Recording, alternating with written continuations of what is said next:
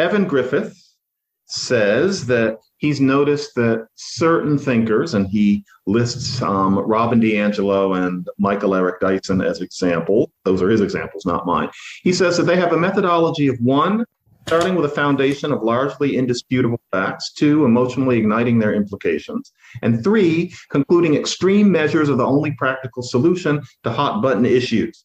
And Evan Griffith says that this has become tired and painfully obvious. And he asks, what is the genesis of this methodology? And is this new to our public discourse? Is it more successful now than it's been in the past due to some new cultural factors that might be at play, lending them power? And I found that an interesting question because I think that what he means is this, there's a certain maybe rabble rousing aspect to this. And I'm not sure Michael Eric Dyson does it, but I would certainly say that you could read that as what somebody like Robin DiAngelo is doing. And I think that there are two things to remember. And one of them is that stirring up the crowd with passionate discourse and maybe even slightly exaggerated claims.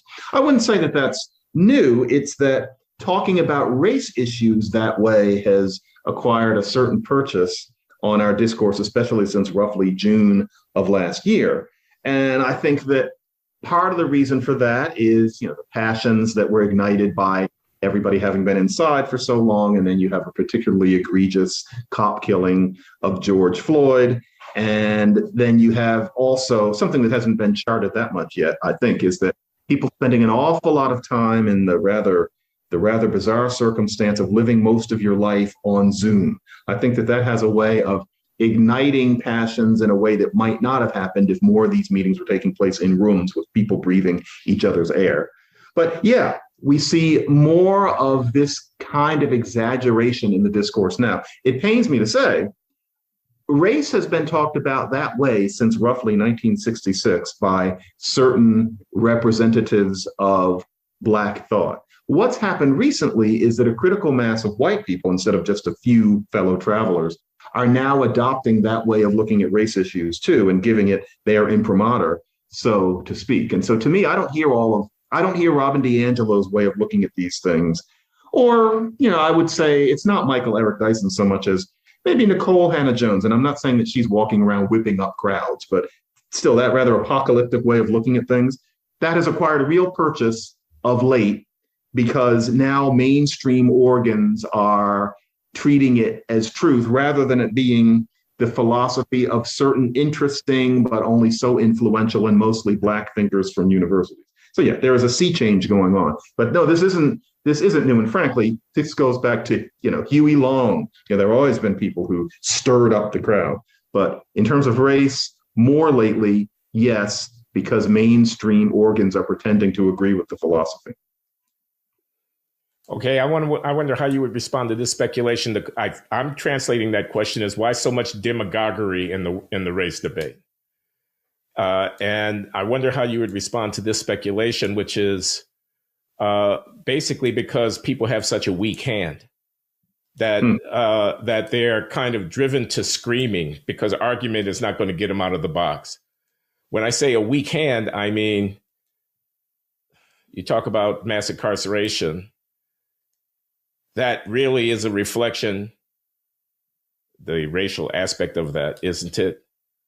Of a very high rate of criminal offending, of violence, of lawlessness in certain quarters of the Black community. Not only there, but there disproportionately so. You constantly say, John, I'm giving just one example, mass incarceration. The general thesis is people in a corner, the actual facts backing them into a corner. Out of desperation, they're lashing out. The demagoguery and the over-the-top character of the rhetoric is in part a reflection of the weakness, not the strength of the hand that they're playing. This is a tantrum that's being thrown, a protracted enactment of a tantrum. It's a fit. And people are driven to it almost mad by the unbearable weight of the facts. And I'm giving mass incarceration as one example. Other examples could be given. But if you actually looked at homicide rates, if you looked at criminal offending rates, if you looked at what's actually going on, these encounters with the cops are often tainted by malfeasance, by resistance, by violence on the part of the person who is wrongly treated by the police and so forth and so on. And it's an effort to control the discourse through emotion, rage, and anger, because the objective facts on the ground, affirmative action is failing in many places, like the Georgetown Law School. I press this thesis. I know it's being, very arch in the way I'm saying it, but people are sitting in constitutional law. They're sitting in contracts. They're sitting in torts. They're sitting in civil procedure. Stuff is hard. They're in over their heads, some. And anybody who points out the actual objective fact pulls a scab off of a wound. It's gaping. It's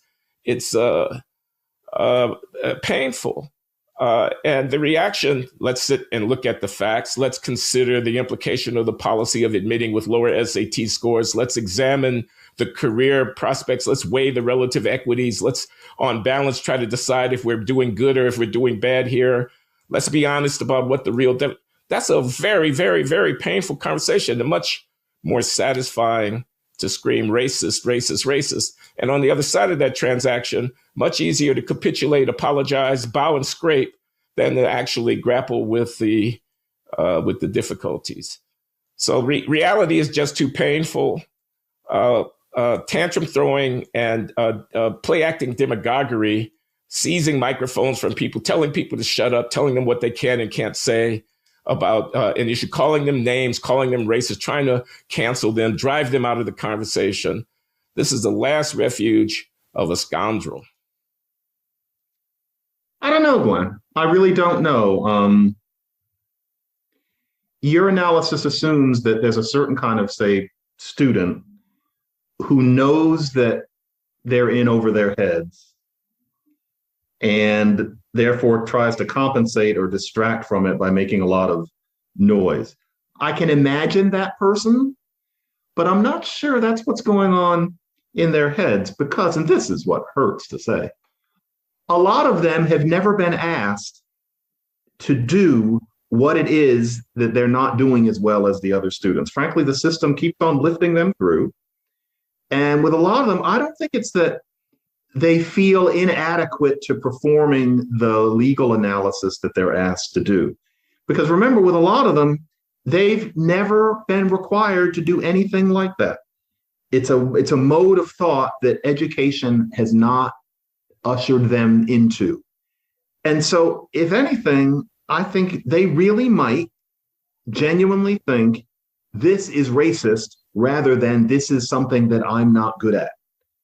I can imagine that a person like that really would think that what makes them significant, what makes them important, is decrying racism, not doing their law school work just like everybody else. That wouldn't be different enough, and it wouldn't be black enough. It would be almost, I think with some of them, they feel like it would be turning their back on their blackness to just sit there and do the work in a race-neutral fashion. So I don't know. But yes, if they feel it, if they're in over their heads, maybe they're thinking, wow, I can't do this. That's undignified. So what I'm going to do is I'm going to become dignified by becoming a race warrior. We're going to talk about how racist everything is. And therefore, people won't know that really I can't quite do the work the way the white person next to me could. But I don't know if that's necessary. I think a lot of them come primed to be good black people by decrying the racism in the system, as opposed to doing something so dull as just sitting and participating in it. I don't know. I'd have to know them. I'm speculating. I don't know. My students and I, in one of my courses, are reviewing the summer of 2020 and the George Floyd phenomenon and the protest and rioting afterwards. And so we went back to the debate about looting. You may remember there was a piece in the New York Times by a woman called Osterweil, I forget her first name, who had a book called In Defense of Looting, which was written after the Michael Brown affair in Ferguson. Right. Yeah. Jennifer Osterweil. Mm-hmm. And so I'm reading these pieces. Robin G.D. Kelly has one in the New York Times, and they're making arguments. Looting is going on, arson is going on, as they write in cities all across the country, dozens of cities where people are breaking through shop windows and walking off with stuff, setting fires, throwing projectiles at police officers, and so forth. Peaceful protests become sometimes into riotous disorder. And they're saying things like, this country is founded on looting. We looted the land from the Native Americans. We looted the labor from the... Now, uh, the idea that the United States of America was founded on looting is a one-dimensional, stick-figured, cartoon-like, laughable account of the development of the American social and political economy. It's laughable. I'm talking about scores of millions of immigrants coming to the country, for example, and settling it. I'm talking about the development in the 19th century of a China-like emergence of a major economic force, manufacturing and trading power, which matures in the early 20th century, which is the United States of America, ultimately after the Second World War, displacing Britain and so forth as the global hegemon. Founded on looting, that's your account? Your account of American history is looting? Your answer to people burning down bodegas on the corner and going into Targets and clearing off the shelf is that the country is founded on looting. That's not serious. It's not serious history. It's not serious ethics. It's not serious politics. And what made me wonder, what I was wondering was, how does that end up on the pages of the New York Times? How does that end up as a master narrative for a certain self-consciously progressive and supposedly enlightened critic? Because white people like it when we jam.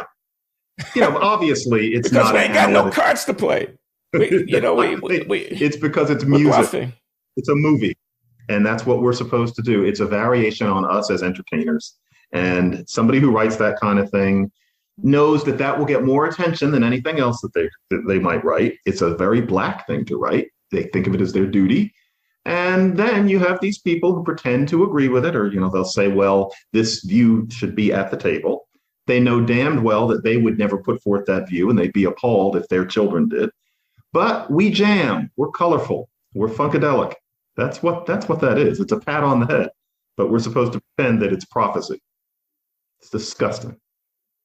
There is John making one of his master points.